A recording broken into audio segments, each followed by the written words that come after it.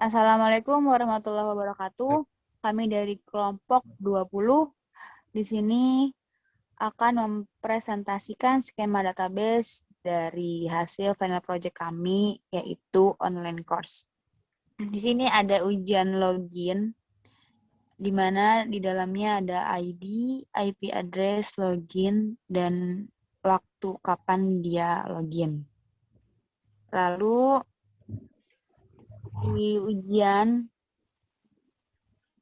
tabel soal, ia berisi ID soal, dosen ID, matkul, bobot, file, soal, dan beberapa opsi jawaban.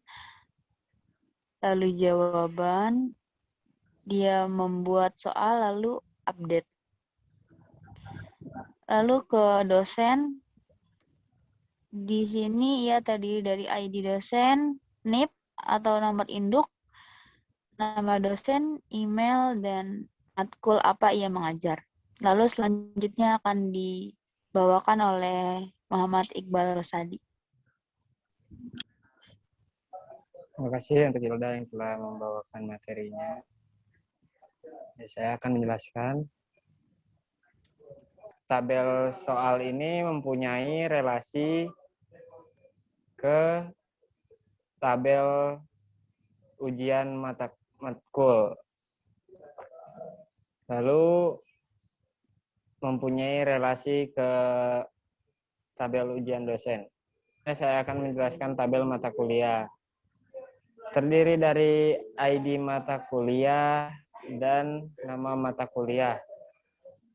Tabel mata kuliah ini mempunyai relasi ke tabel dosen, tabel jurusan matkul, terus tabel mata kuliah ujian, dan tabel soal. Lalu saya akan menjelaskan tentang user group. User group ini terdiri dari ID, user ID, group ID. User group ini mempunyai relasi ke tabel grup yang berisi ID, name, dan description. Terima kasih. Selanjutnya akan dijelaskan oleh teman saya, Muhammad Sigit Rizky Maulana.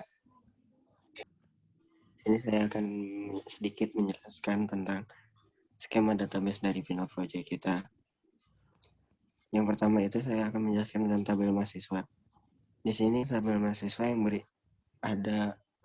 yang pertama ada kolom ID mahasiswa yang bervariabel integer, dan kolom nama yang bervariabel varchar, lalu kolom name yang bervariabel char, lalu email yang bervariabel varchar, dan jenis kelamin yang bervariabel enum.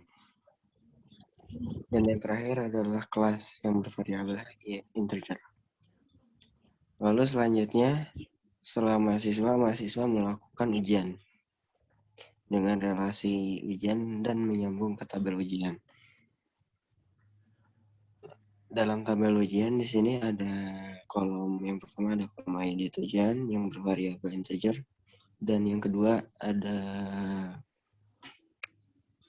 kolom dosen yang bervariabel integer, lalu kolom matkul ID yang bervariabel integer, dan nama ujian yang bervariabel varchar. Lalu ada juga kolom jumlah soal yang bervariabel integer, lalu waktu, lalu jenis yang bervariabel enum,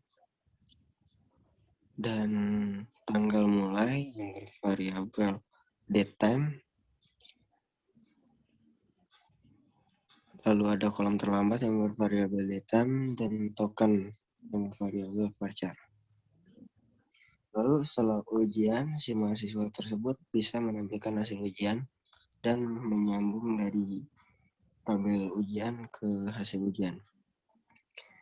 Di hasil ujian, di sini tertampil ada kolom ID, lalu ada kolom ujian, lalu ada kolom mahasiswa, lalu ada kolom list soal, dan list jawaban, lalu jumlah benar, lalu nilai desimal, nilai bobot desimal, lalu tanggal mulai dan tanggal selesai, lalu status.